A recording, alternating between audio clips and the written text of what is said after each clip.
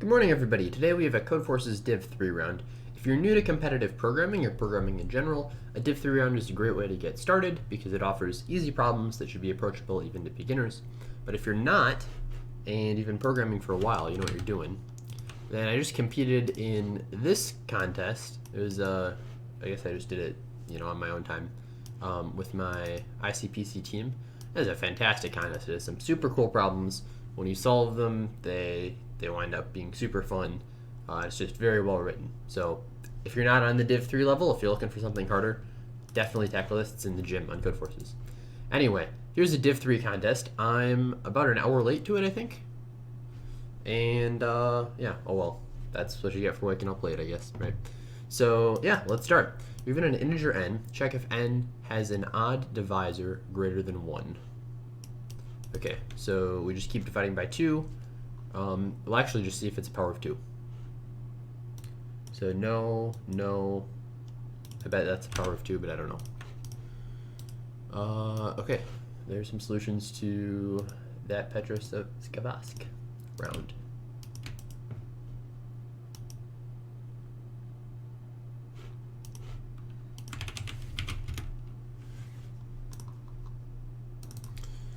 So yeah, any number that is a power of 2 will have all even divisors.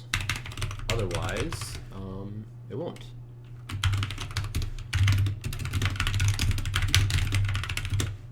Oh, hello.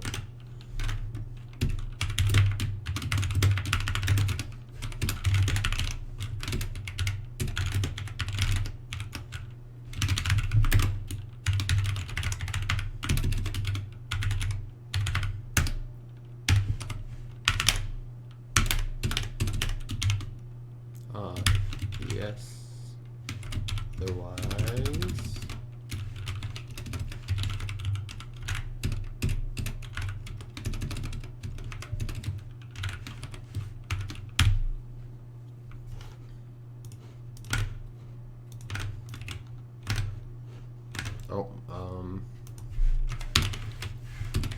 we want to see if it has any divisors. So I've got it backwards. Good. Let's submit code for problem A. And also check how many problems there are. Awesome. Okay. So quite a few problems. But looks like it's not too bad, so we'll be fine. Polycarp remembered the 2020th year, and he's happy with the arrival of the new 2021st year. To remember such a moment, Polycarp wants to represent n as the sum of certain numbers of 2020 and certain numbers of 2021. For example, blah, blah, blah. Okay, what? Print yes if it is representable as the sum of a certain number of 2020s and a certain number of 2021s. So if you divide it by 2020, then that's how many times, since it's less than 2020 squared, if you divide it by 2020, that's how many times you'll add one of the two numbers, and then the remainder has to has to be between 0 and the number of those that there are. I have a very low voice this morning. Maybe it's because I just recently woke up, but oh well. Okay, this needs to not be test, this needs to be temp.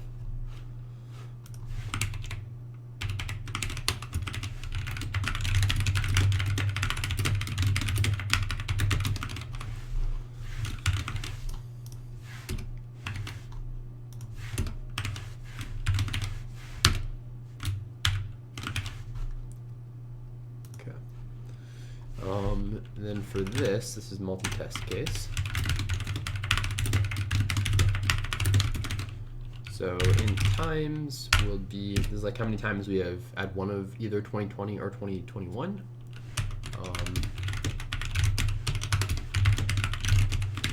This will be this will be n divided by 2020.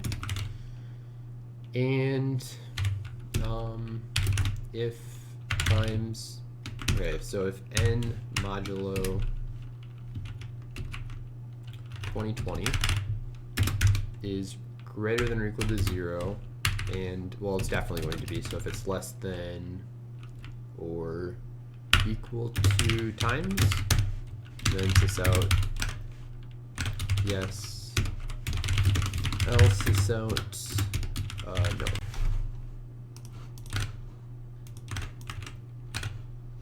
No. You can also just solve this with the BFS, but I think this might be faster to code.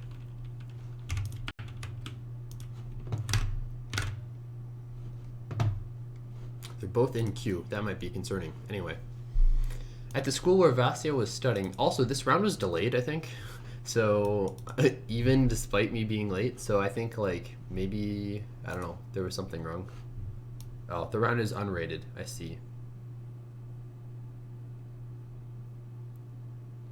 Yeah, so there were queue issues. I guess there are still queue issues. Ball in Berlin. Okay. At the school where Vasya was studying, preparations are underway for graduation ceremony. One of the planned performances is a ball, which will be hit by several boys and girls across the net because they're playing volleyball. Each class must present 2 couples into the ball. In Vasya's class, A boys and B girls wish to participate, but not all boys and not all girls are ready to dance in pairs. Formally, you know K possible pairs. You need to choose 2 of these pairs so that no person is in more than 1 pair.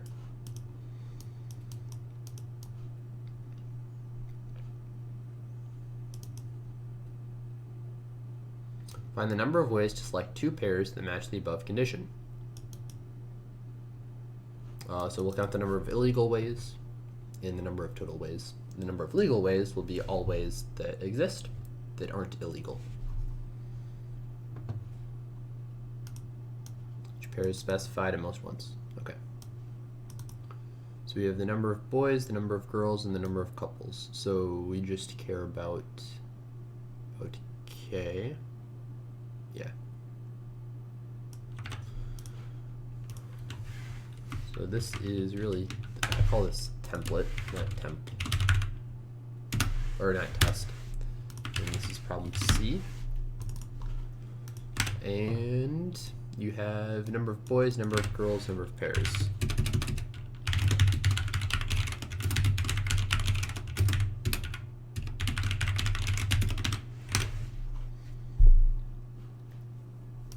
First line contains a bunch of integers where this is the number. Oh, wait, what? Oh, yeah, okay. Gotcha.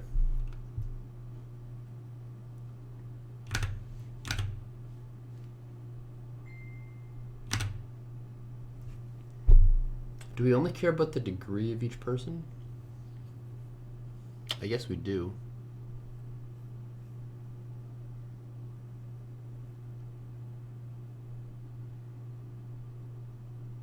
Yeah, okay.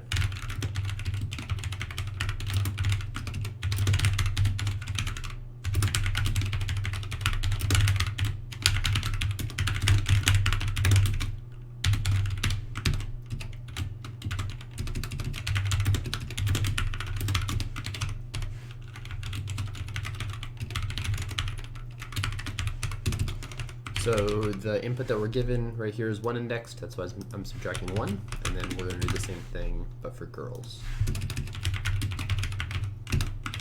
They do give us boy first, right? Boys first, yeah, okay, cool. And then print the number of ways to choose 2 pairs that match the condition above.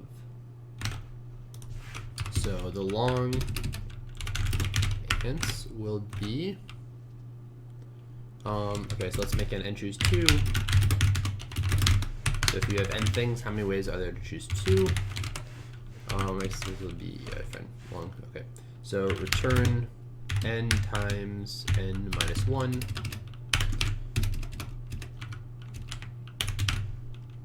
divided by 2. So this will be initially n choose 2. We have n pairs, different pairs. We want to choose 2 of them. We need to subtract out everything that's illegal. So 4 into I and n boys. And minus equals n choose 2 of this.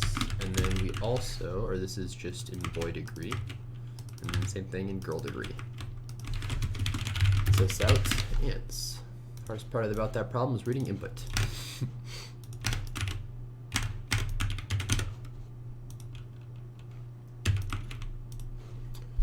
Very good. All right. And we don't know if we got any of the problems right. I guess that's just how it's going to be. Cleaning the phone. Polycarp often uses his smartphone. He has already installed N applications on it. Applications with number I take up to AI units of money. Polycarp wants to free at least M units of memory. Oh, memory. Okay. He wants to free at least M units of memory. Of course, some applications are more important than others. He came up with the following scoring system. He assigned an integer bi. It's either a regular application or an important application. Okay. According to this rating system, his phone has this many convenience points. He believes that if he removes applications with these numbers, then he will free the sum of their memory units of memory and lose this many convenience points. Okay.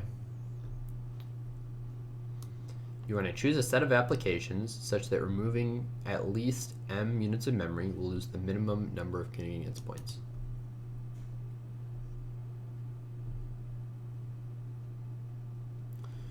So we're going to remove some regular and some important applications.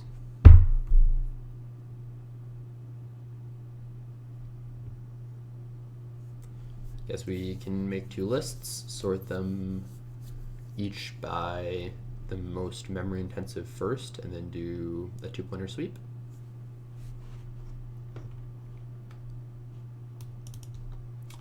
Okay, guess we'll do that. Are there 6 problems or 7 problems or what? There's 7. Okay. Yeah, I guess we'll just do this. Do the contest in order then. Shouldn't be too bad, I think. So we have number of applications and number of memory units.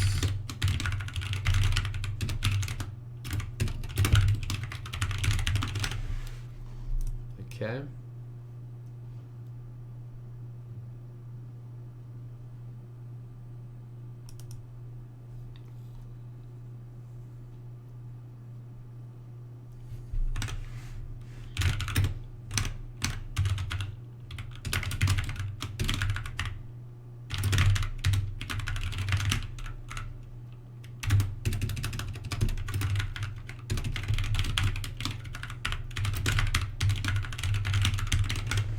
What do we print?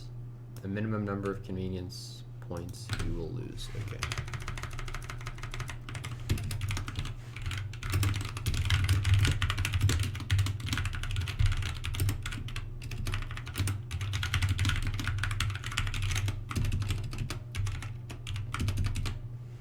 Well, this is just, we can just read array here, right? So this is just fs.readArray, size and applications. fs.read array of size and applications as well. Okay, so we'll make some array list integer cost 1 array list, and then cost 2 is a new array list. I hope this is big enough. I may have just been coding for a while with some small text, my bad. So then for I equals 0, less than n applications, I plus plus. If the importance at I is equal to 1, then cost 1 dot add memory. Otherwise, cost 2 dot add memory for collections dot sort 1 memory for app at I.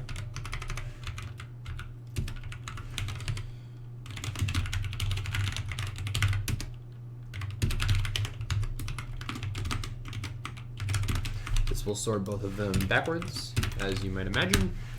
So we have all of the memories that all the memories that cost 1 importance, and then all of the memories that cost 2 importance. Yeah, okay, cool. So then the idea here is we're going to do a 2-pointer sweep. So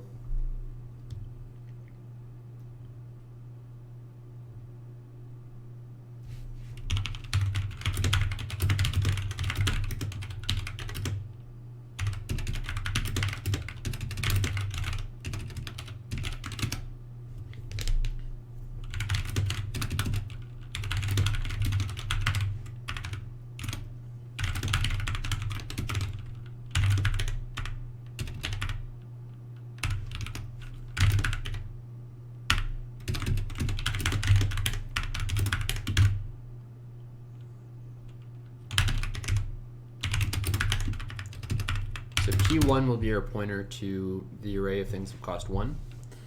And then first we want to add this. So, okay, so in this case, we want to add to the total memory cost 1 get pointer P1. Then we want to add to the cost plus plus. Okay, so now we want to increase P2. Well, we need to. So while P2 is less than cost P2, yeah, so start at -1. P2 plus 1 is less than cost 2 dot size, and total memory is less than 2 free. Then P2 plus plus, total memory plus equals cost 2 dot get P2, and cost plus equals 2. Okay. Now while P2 is greater than 0, and total memory minus cost 2 dot get P2 is greater than or equal to 2 free, then P2 minus minus, subtract out this total memory, and then subtract out 2 from our cost. So now if total memory is greater than or equal to 2 free, then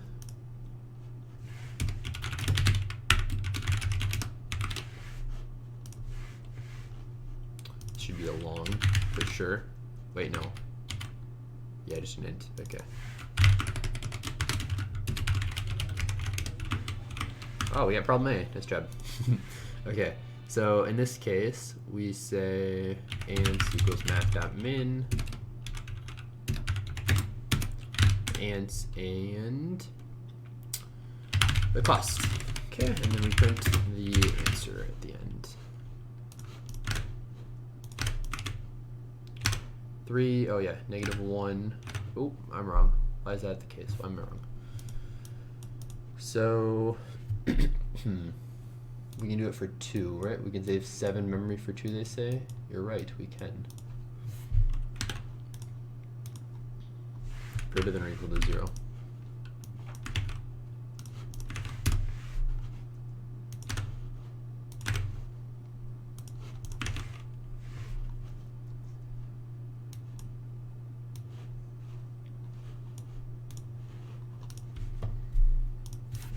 Subtract at the end. 2 blank 6 4 3. Yep. Okay. If ants equals integer dot max value, then sys out -1. Otherwise, print answer. We got B as well. Hooray! This is great. CF notifications is the best.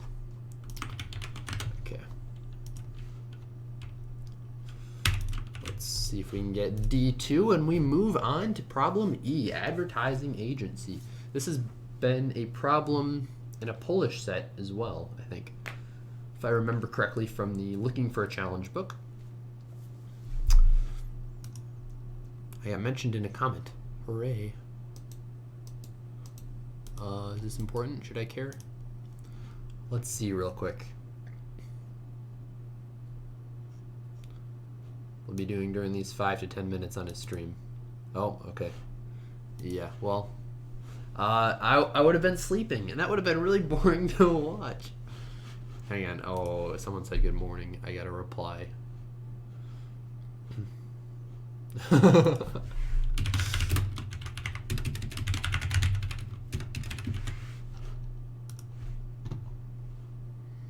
Good morning. Yeah, I was actually asleep. But anyway, there you go. That's a fun mention. Thank you. Okay, we will see about those two later. Let's get to problem E and clean up the set. How about that? I really hope I'm not DDoSing Codeforces, but wait, does E have more solves? It does. That's kind of weird. I guess it's understandable because D was a little annoying, but that's fine. Marsha works in an advertising agency. In order to promote her new brand, she wants to conclude contracts with some bloggers.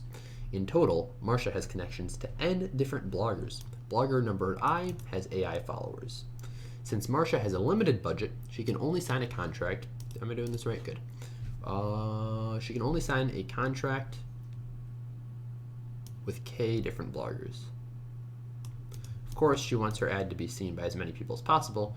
Therefore, she must hire bloggers with the maximum total number of followers. We got C as well.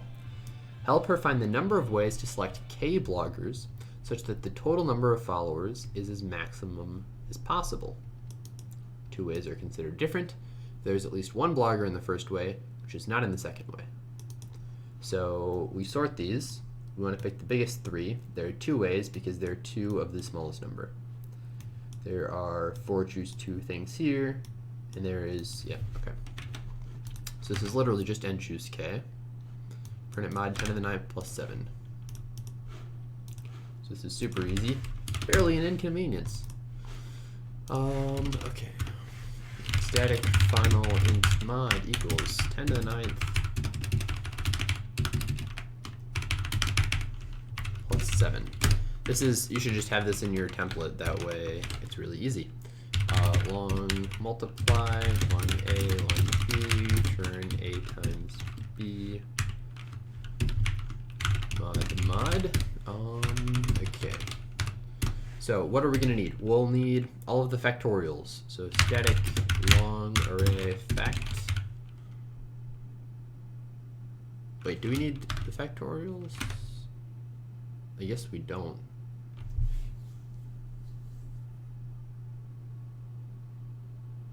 Oh, they have it so small you can compute and choose k naively, actually. No, let's just do, yeah, okay. Static long factorial of how many test cases? 1,000? Yeah, so this will be 1,000 squared times log in 2 seconds. We should be fine. All right, int x. Long ants equals 1 for int I equals 2 less than x, I plus plus less than or equal to x. Ants equals multiply the answer by I. Okay, turn answer. Okay, so now we're going to do division under mod because the formula for n choose k is n factorial over k factorial over n minus k factorial. So in order to do that, we need to divide. And under mod, that's tricky, so we can use this thing called mod inverse. And I made a video on that. That's like algorithms thread episode 2 or 3 or something. It's one of the earlier algorithms thread videos. It explains how you can do division under mod. So I'm going to use that trick here.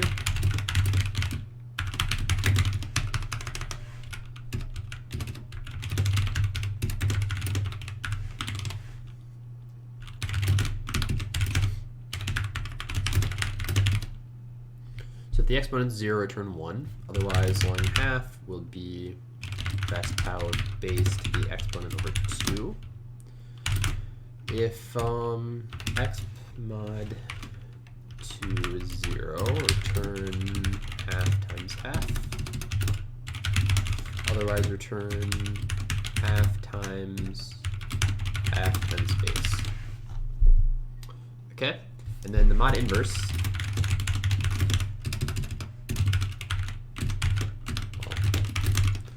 Would be x to the mod minus 2.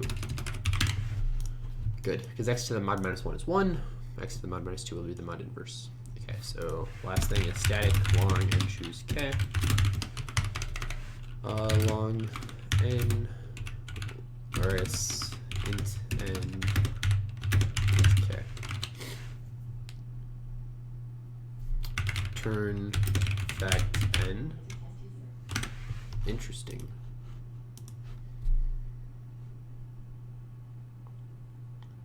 Okay, well, we'll go back later, I guess. Multiply factorial n by multiply factorial k by multiply, or by, oh, this is the mod inverse of factorial k by mod inverse of factorial of n minus k. Do my parentheses not work out? A short one and short one, okay.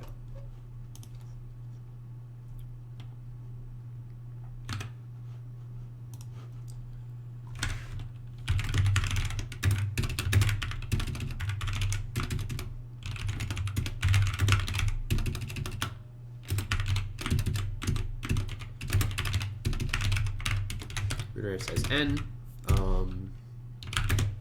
Well, I guess we can just call arrays.sort. Or we shouldn't. We should call.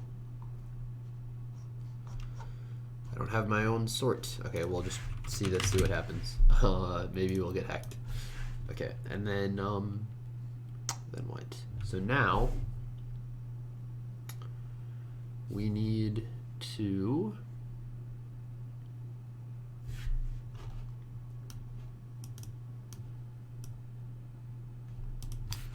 check the kth largest item.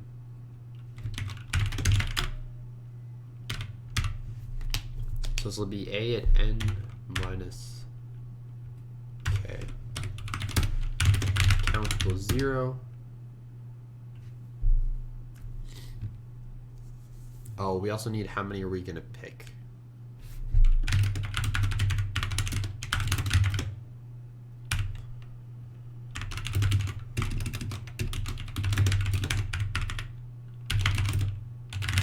So this is how many there are, and then 4 into I equals 0, or I equals n equals 0. I is less than k. F is plus. So if a at n minus 1 minus I is equal to less, then to pick plus plus. And then sys out and choose k. So there are count of them. We need to pick to pick.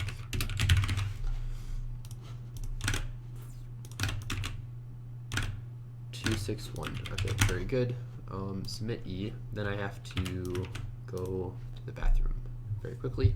So I'll be right back.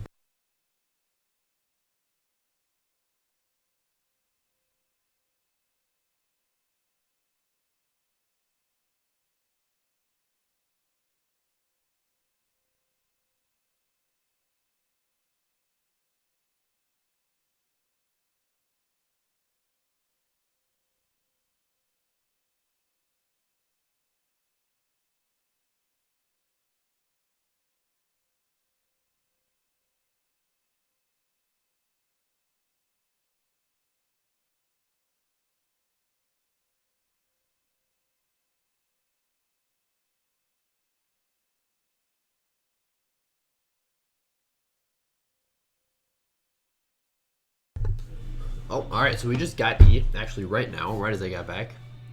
If Codeforces loads, and then also we have C wrong. We have D wrong. So that is a bit interesting.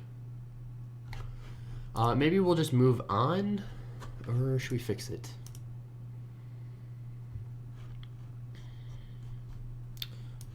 Okay, that's kind of funny. Geothermal solved the set in 14 minutes.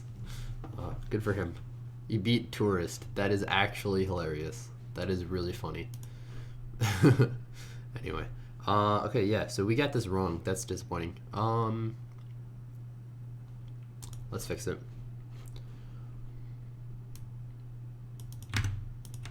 So maybe our 2-pointer is wrong. Let's look at this for a minute. Sample time, sample time, sample time.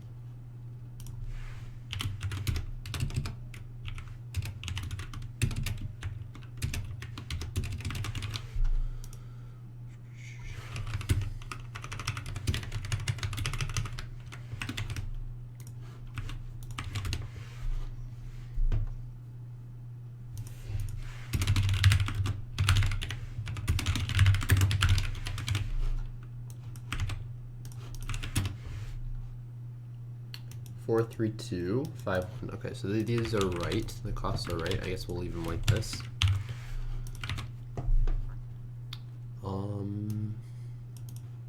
P1 is less than cost1 dot size P1 plus plus total memory plus equals cost 1. I get P1. Yeah, so each step we increase the next thing. We also increase our cost. Well, P2 plus 1 is less than cost 2 dot size, and total memory is less than 2 free. We want to include it. Total memory plus equals get P2. Total memory is a long. That's fine, okay. Cost plus equals 2.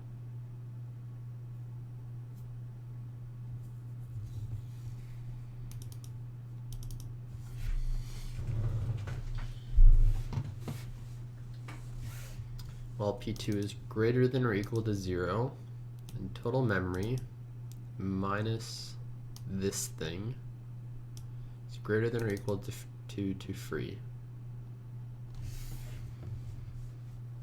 Total memory minus equals this thing.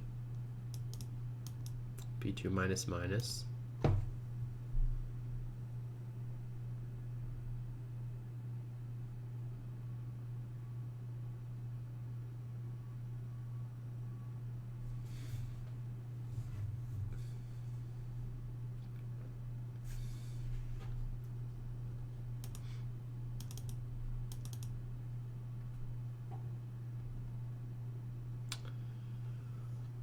Why would this be the case?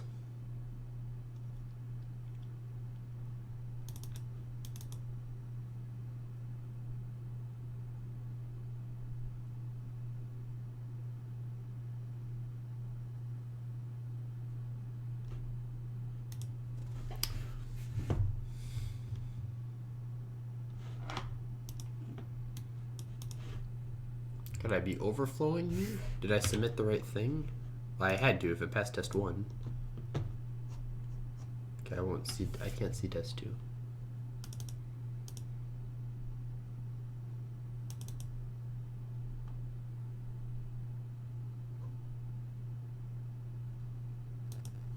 Am I misunderstanding the problem somehow?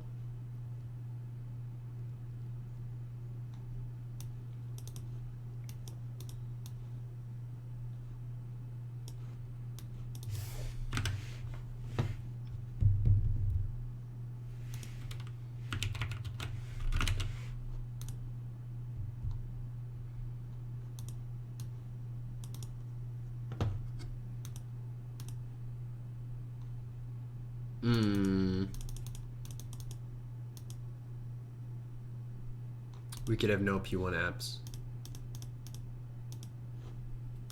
Yeah, that's it. Okay. So break case, yeah, it's silly. Okay. Okay, so let's say one case you have one app, or two apps, fine. And you want a total of 5. You have an app of 5 and an app of 7. And they both cost 2.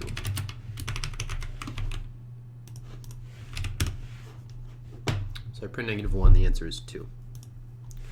Okay.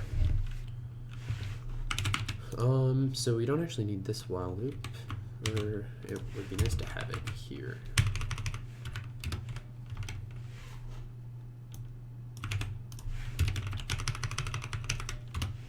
Is it that easy? I think it is.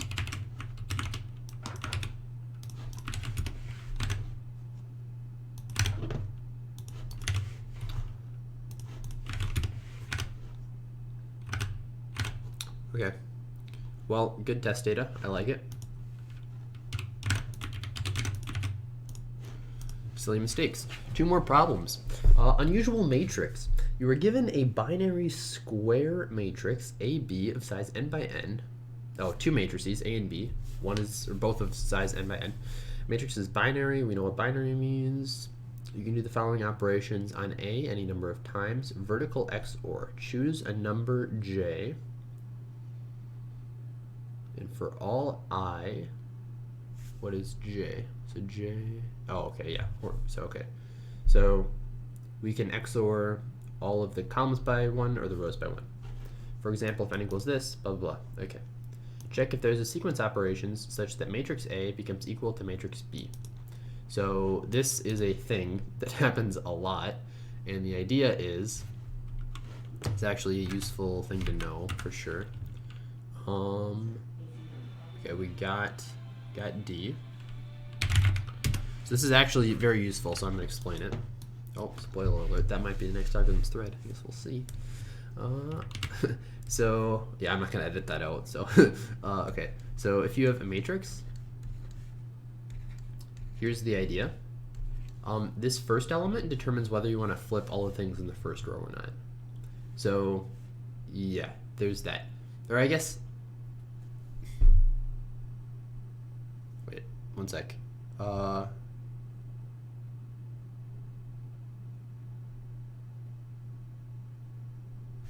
Yeah, so let's say you pick this element to match what it is in B. So that determines whether you flip all the things in the first row. So like, you can choose whatever you want here. Then you can get all of these elements to match, because whether they were flipped by this or not, you make them match whatever they are in B. So like, you can match all of these things. Then, for each of these elements, you can like, you've already determined whether you want to flip this horizontally or not. So all of these numbers you can't change, which means these you can flip horizontally if you want. But, so like all of these numbers you can get to match, but once you've matched all of them, the rest of the square is fixed. So we can like change the square to match it in this way, and then all of these elements, they just have to work. So that's it. That's the entire problem. Force these to be correct, and then the square will be correct or incorrect, and if it's incorrect, you can't do anything about it. This is a problem, or like a, I guess this idea shows up quite a bit for whatever reason. I've seen it like 4 or 5 times maybe, so that's why I saw it so quick. But yeah, that's how it works.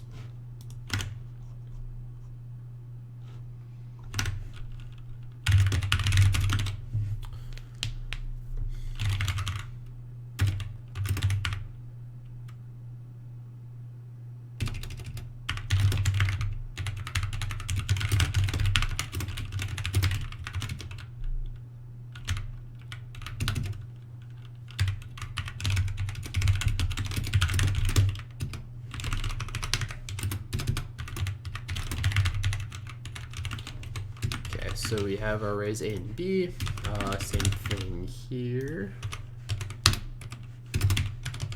X equals 0, or this is also Y. JK. It's just that this is B. Alright, so let's make a flip row and flip column method. Static void flip row.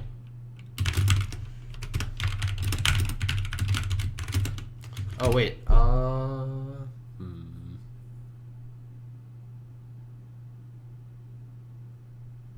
yeah.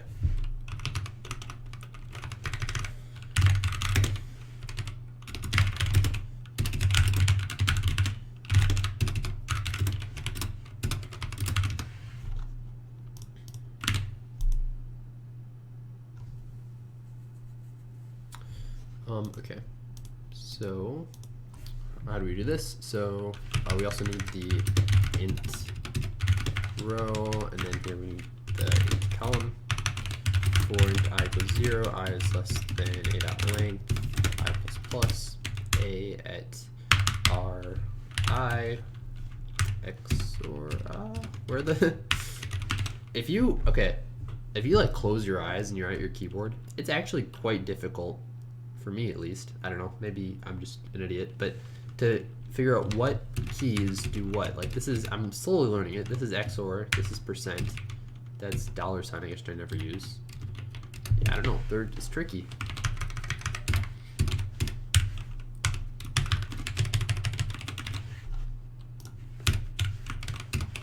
Like the letters are obvious, right? Because you always type with the letters all the time. But I guess I just have a habit of looking down for all the symbols on the top row at least, the shift number keys. Okay, so if A at 0, 0 is not equal to B at 0, 0, then flip row a row 0. For int I equals 0, I is less than n I plus plus, if a at, oh, yeah, okay, equals a at r I equals 0, 1 otherwise 0.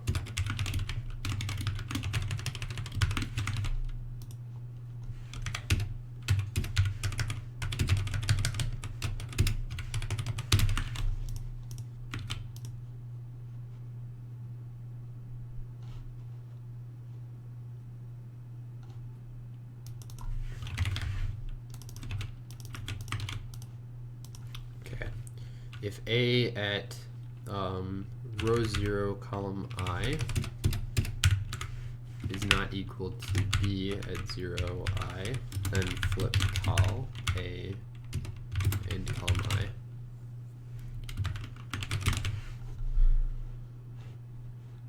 Okay, these should start at 1. And then if a at row I column 0 is not equal to b at row I column 0, flip the row I, and now check if it works. For int I equals 0 less than n I plus plus, j equals 0, j less than n, j plus plus. If a at I, j is not equal to b at I, j, otherwise this out, yes.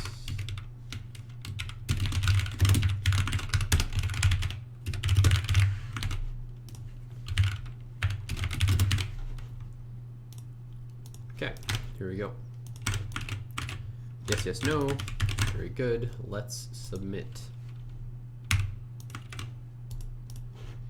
On to the last problem, problem G. Let's see if these people responded. It's my good morning. There you go. It has turned out to be a not good morning. Well, speak for yourself, I guess. That's kind of funny. He rearranged the exclamation point. All right, we got that one. Strange beauty. Polycarp found on the street an array, A, of n elements. It took me a long time to get through that. Can't talk anymore. It took me a long time to get through that very simple sentence. Polycarp inverted his criterion for the beauty of the array. He calls an array beautiful if at least one of the following conditions must be met for each different pair of indices I and j. One of them is divisible by the other.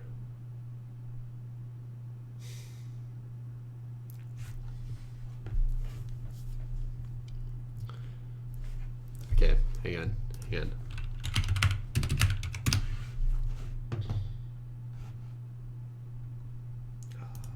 This is actually hilarious.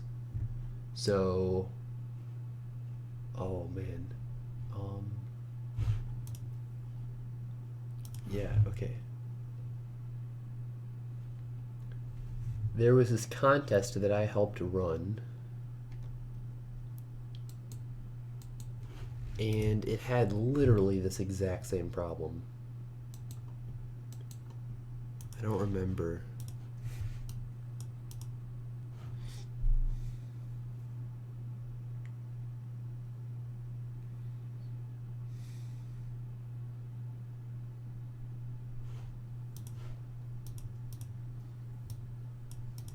It was 2019, or maybe it was online. It's fractions. It's hating on fractions. That's the problem. Yep. It's hating on fractions. It's literally the exact same problem. I guess it's a pretty simple problem, so it's easy to come up with duplicates. But we wrote this problem. Yeah, oh my goodness. Literally the same problem. The only difference is our bounds were small. And I was like, guys, this would be such a cool problem if we made the bounds 10 to the 5th instead of 1,000. But we kept them at 1,000 because we wanted it to be easy. And if it's 1,000, obviously the problem is just stupid. You just try each pair. Okay. So I have solved this problem once before. This is the last problem in the set. Yeah, I've solved this problem before. I just have to pull out somewhere deep in the vault of my brain, of my completely empty brain, where the solution is. So we want each pair of numbers to have one be divisible by the other. Well, everything has to be divisible by the minimum element, right? So if we sort the array, yeah, okay, I think this is it. So let's say we have some numbers. Let's say we have 2, 4, 8, and 64, maybe. Maybe we have some other things like that, some other 2s, some other 4s. So if we sort it, each thing, if it's divisible by the previous, then this thing will be divisible by everything before it, right? So we sort the array, we want everything divisible by the stuff right next to it. And that's it.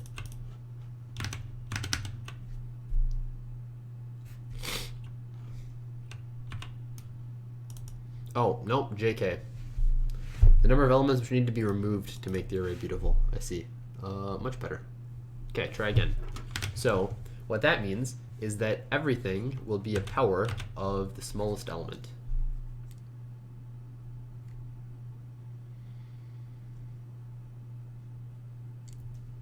Okay, so yeah, so like for 2, you have to have powers of 2. Is that the case?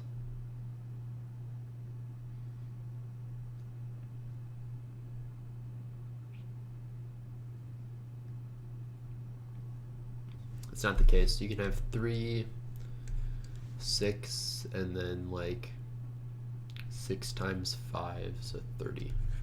So this is 3 times 2, and this is 3 times 2 times 5. Okay, next thing, how big are the numbers? The numbers are very small, I see.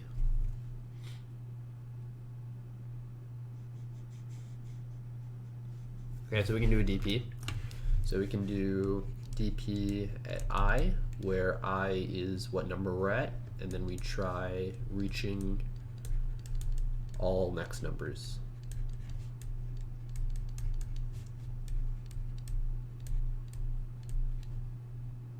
So it's A at I guess, or like counts of I.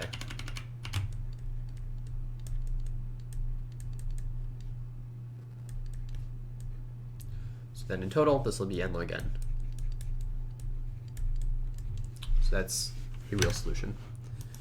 Okay, because everything's small. If everything were bigger, I don't exactly know how I would do it, but that's fine.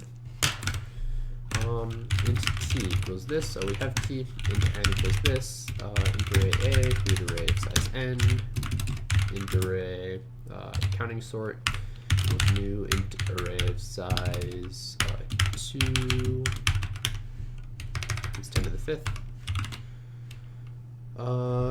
Cool. And then for the I and A, CS of I plus plus. Okay, so now int array dp, new int array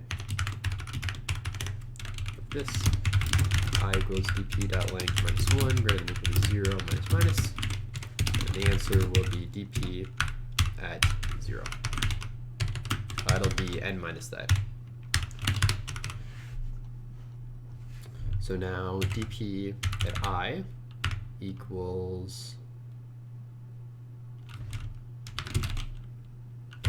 for int j equals I, j is less than dp dot length, j plus equals I. dp at j, or at I, equals math.min, dp at j, dp at I, we want the max. We want to keep as many things as possible. dp at I, or we could do cs at I plus dp at j.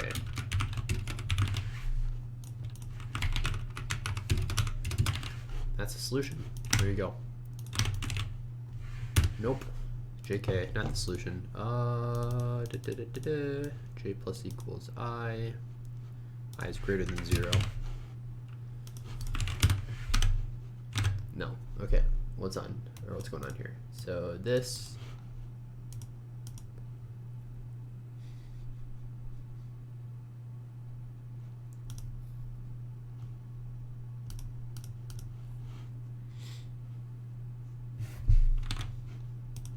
We can get 2 things in this array, or 2 things need to be removed.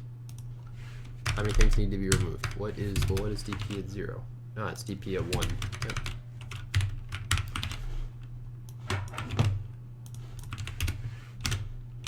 Good. 10 test cases, we should be fine. Submit code G. All right, let's go over solutions real quick, and then we should be good to go. I'm gonna assume that's right, because I'm pretty confident about it. Okay, so we have all of the sets solved very nice and easily. Okay.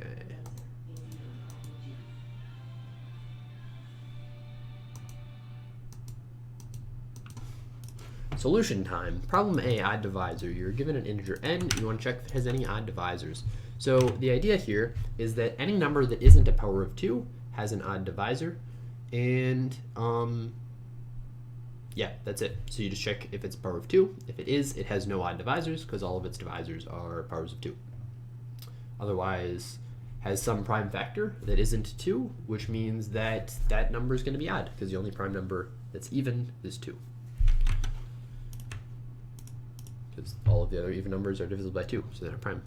So there you go. Along that bit count, we'll have the number in binary representation. And if it's a power of 2, it'll just be a 1 with a bunch of zeros. If it isn't a power of 2, then it won't be a 1 and a bunch of zeros. It'll have at least 2 1s in it. So there you go. Okay, that's problem A. Problem B, New Year's number. Polycarp remembered the 2020th year. Yes, okay. So for this number, you can do a couple things. The first thing you could do is do like a BFS. So the idea for the BFS, which you could do if these numbers were smaller. So if instead of it being 2020 and 2021, you could make one node for each number. And then each node can reach the things that are 2020 after it. So you skip 2020 nodes here, or you skip 2021 nodes. The question is, if you do a BFS from 0, which nodes can you reach? So if you give each node an index representing where it is in the array, you want to see what things can you reach. That works, and that would work if these were smaller numbers. But in this case, since 2020 squared is going to be less than the final answer, what we know is that conveniently we know how many steps you're going to have to take. So you can uniquely determine that. That's just going to be n divided by 2020 floored. So since we know how many steps you're going to take, we know the number of ones we can add is somewhere between 0 and this number. This is how many ones we will add. Which means we can just check if it's between, like, if the remainder, mod 2020, is going to be less than or equal to this number. Because we know the number, like, so, yeah. So, like, the numbers we can reach will be this times 2020, or we can reach all the numbers between that and n over 2020 floored times 2021. So we can reach all the numbers between there. That's the idea. Okay, for problem B, yeah, so this is the number of edges we're going to take times. This is the number of, like, times we'll add some number. And this right here is how many ones we'll need to add. So if the number of ones we need to add is less than the number of edges we'll take, we can add a 1 for the first that many things. Otherwise, we won't be able to add enough ones, so we won't be able to reach n. Very cool. Problem C. Yeah, so this was a little bit of combinatorics here. So we have a bunch of boys, so we'll make these the boys and these the girls. We'll draw some color, because otherwise mathematics gets a little boring if we don't have any colors. So you've got some boys and some girls. Maybe you have this boy, these boys will dance with this girl, and then these 2 girls will dance with this boy. Maybe these 3 girls. Maybe this boy's super popular, and this one's ugly, nobody likes him. Because he's blue, he's a cyan, no one likes blues. Anyway, I'm sorry. This one's blue too, so what am I saying? That's not true. I'm just kidding, I'm just kidding. If you're a cyan, we all love you, you're good. Thank you for watching my videos and practicing Codeforces and DDoSing the Div 3 rounds. We appreciate it. Wouldn't be the same without you. Okay, so you can pick almost any of these pairs, but there are certain pairs that you can't pick. In this case, it's a lot easier to calculate which pairs are illegal to pick than which ones are legal. So 2 pairs are illegal if they both share the same boy or the same girl, right? You can't have these 2 pairs of people dance and also these 2 pairs of people dance, because the same girl will have to be dancing with 2 boys at once, which is not cool. So instead, what you can do is you're like, okay, well, 2 pairs are either going to be illegal because of some girl or some boy. Let's look at the girl that would make it illegal. For her, the number of pairs she can have that will be illegal is these 3, choose 2, right? So you have these 3 pairs that are all shared by this girl. If you pick 2 of them, that'll be some illegal pair. So we don't want to do that. So the number that are illegal, like number of bad, here it'll be 3, choose 2. And then here it'll be 1, choose 2, which is just 0.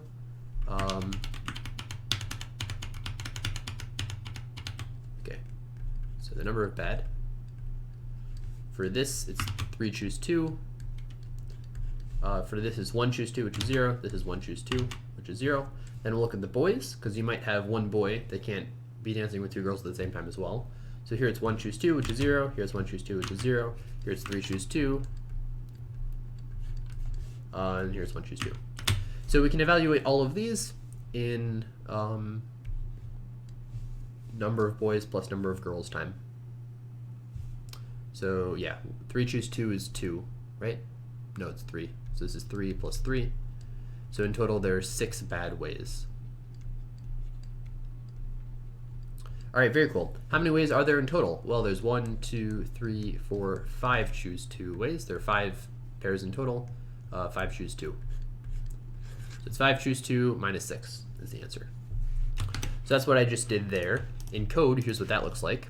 So n choose 2 is n times n minus 1 divided by 2. If you have a group of n things, the number of ways to pick 2 of them. Well, you have n choices for the first. You can't pick the first one twice, so you have n minus 1 choices for the second.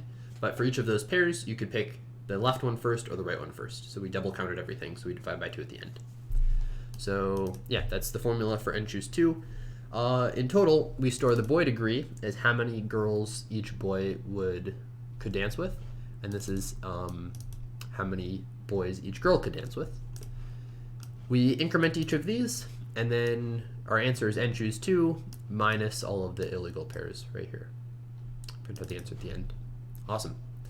Problem D, cleaning the phone. Okay. So in this problem, it's just implementation heavy, but the idea is that you have some applications where some of them are important and also some other applications which aren't important. You want to remove applications from your phone, kind of prioritizing the important applications. You want to keep those if you can, because they're twice as valuable. And you want to remove some amount of memory from your phone. Okay, so the idea is that the only thing that matters as far as cost-wise is whether an application is important or not. So we can try removing some number of important information or of unimportant applications, and then we'll see, okay, how many of the important applications do we have to remove if you remove this many unimportant applications. So the thing is, as we remove more important applications, as we remove more regular applications, we'll need to remove fewer important applications because we'll be getting more memory from the regular ones that we remove. So the idea here is we can do what we call a two-pointer sweep, which is we'll slowly increase the number of regular applications we use. After we increased by 1 step, we might take a bunch of steps on the other one. We'll decrease it by a bunch maybe, if this was a super useful application. But in total, one of the pointers will go all the way up, the other will go all the way down. So the total number of moves is linear, order n. Because one will go up, one will go down, and they might go at different rates, but in total, they're only going to move a fixed number of steps. So that's the idea. So the code here is a little bit messy. I could probably clean it up a bit, but I won't worry about that for now. Here we just read in input. The variable names are all self-descriptive, so I won't talk about it. Then I make two array lists. One is the array list of all of the amounts of memory for things that are regular, cost 1, and another for the things that are of cost 2. And then I split the memory into the two groups accordingly. I also sort them in decreasing order right here. That's what this is doing. So I guess the other thing to keep in mind, which I didn't directly say, is that you always want to remove the more valuable, okay, so if you're going to remove 5 regular applications, the regular applications you want to remove are the ones that cost the most memory, because you can get the most from that. There's no reason to remove a not super intrusive application when you could remove a more intrusive one for the same cost. So it's like a greedy principle, I guess.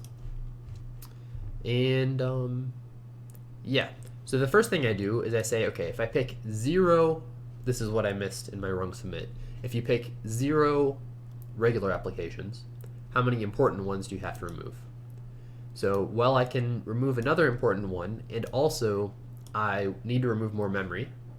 I increment this P2, which is the index in the important list, and I add the total memory, and I get a cost of 2 more.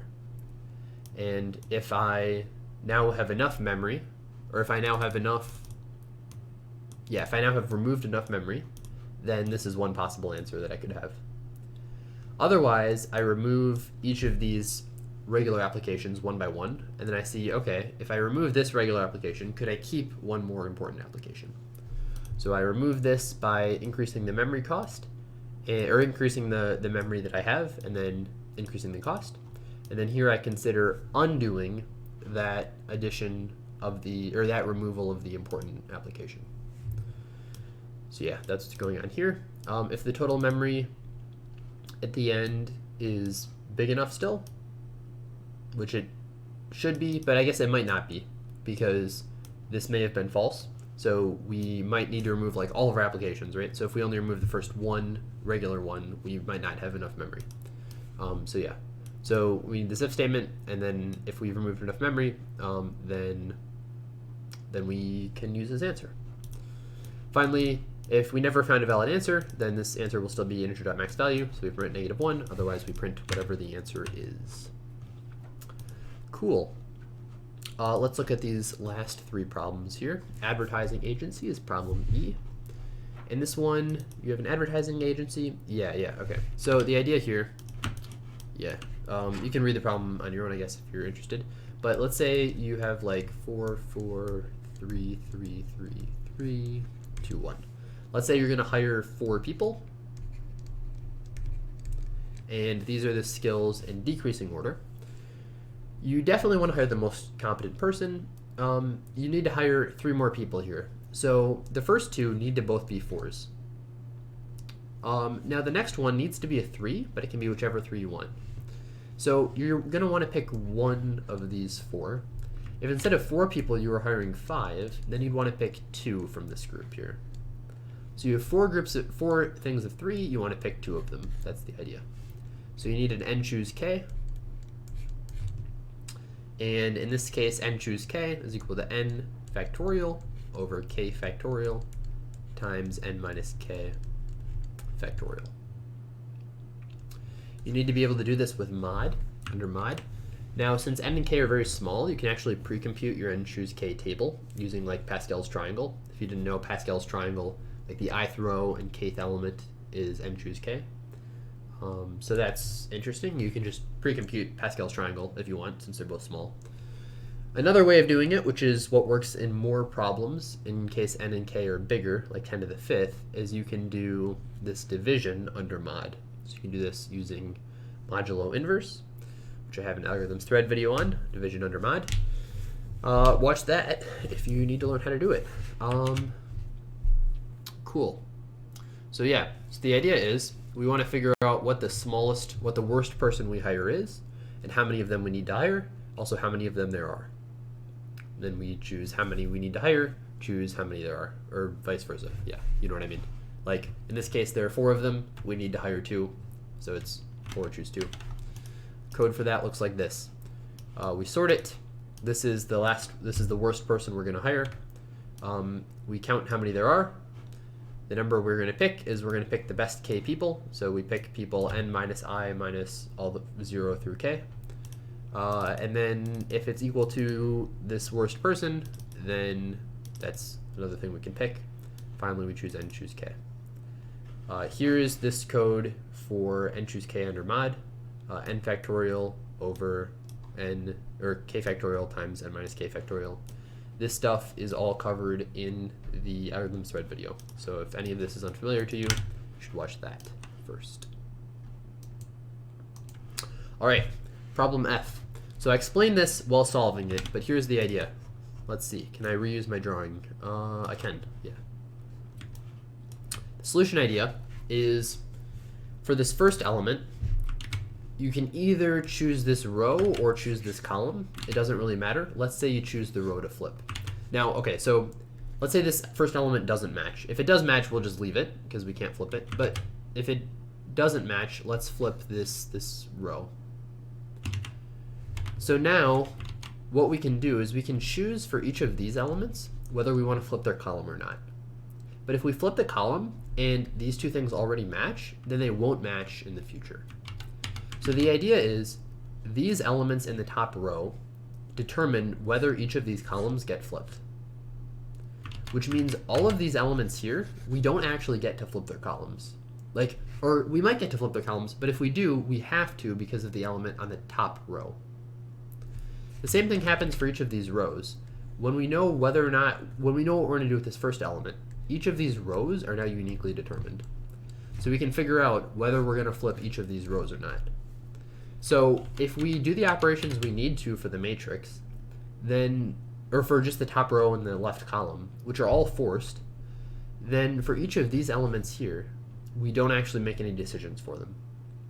In fact, we don't make any decisions at all the entire time. It's all totally forced for us. Then finally at the end, we can just say, okay, is the matrix solved? If it is, then it's solvable. If not, it's not.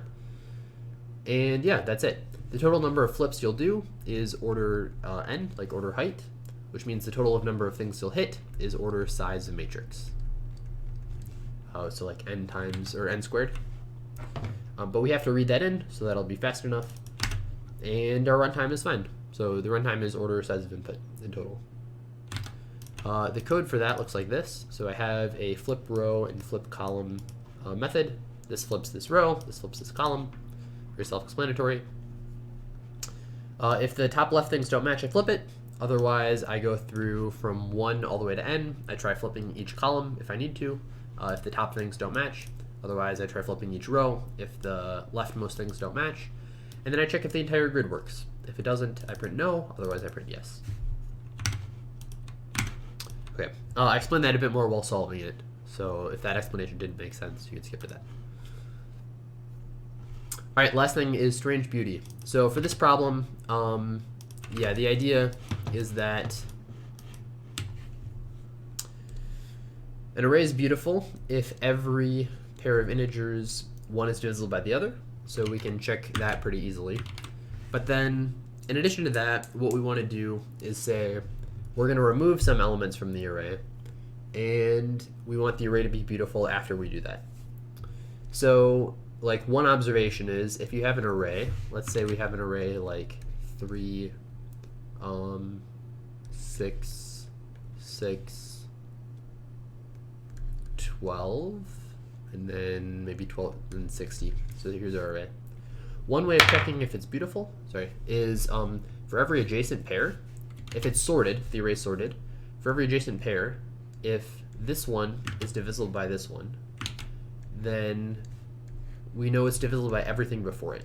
Because like divisibility is transitive, right? If 60 is divisible by 12, and 12 is divisible by 6, we know 60 is divisible by 6. So we've got that. All right, very good. Now, what we can do after this is we want to figure out, okay, how are we going to keep certain elements in the array so that this is the case?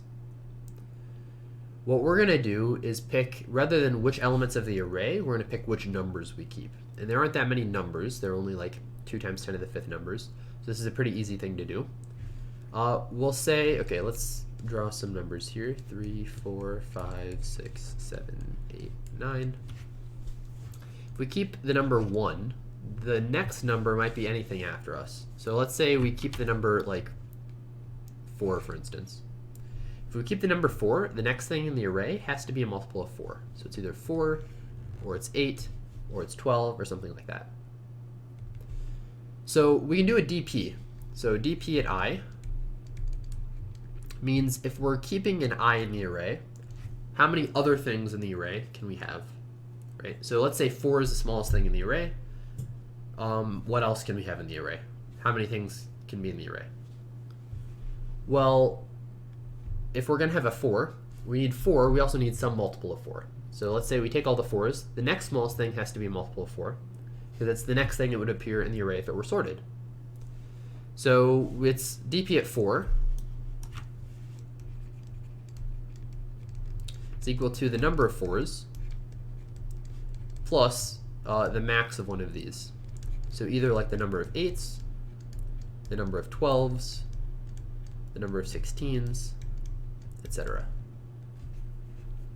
We might pick both 8s and 16s, but we will handle that by picking just 8s here, and then 8s will pick 16s later for us. So that's how we get this solution if we want it. But we can't pick like both 8s and 12s, for instance. So if we pick 8s here, then 8s won't pick 12s, or we could pick 12s here, but then we can't pick 8s.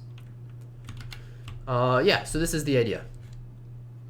Now, what's the runtime of this? It turns out it's n log n. So the total number of transitions here is we do n transitions for this, we do n divided by 2 for this, n divided by 3 for this. This is n over 4. So in total, if we add all of these numbers up, this is going to be less than or equal to n times log n. This is the harmonic series. This is an interesting runtime fact. You can prove this using like the definition of log, I believe. Yeah, but I kind of forget. You can look up why is the harmonic series less than n log n if you're interested in the proof. Yeah, so that's the idea. The code is quite clean because the solution is really nice. It's just we count how many times each number appears, and we do this DP. So this is the same as prime sieve if you are used to that as well. All right. Oh, important thing, j plus equals I, not j plus equals 1, and make sure I stays above 0. Cool. So yeah, that's the contest. I thought the problems were good. It's unfortunate there were technical issues which caused it to be unrated. I think if you were probably blue or above, you probably should have been able to solve set. Rainboy, I guess, just got bored or something. Yeah. So there you go. Hope you enjoyed the contest. I thought it was a good one. Have a great day, and that's all for me. Goodbye.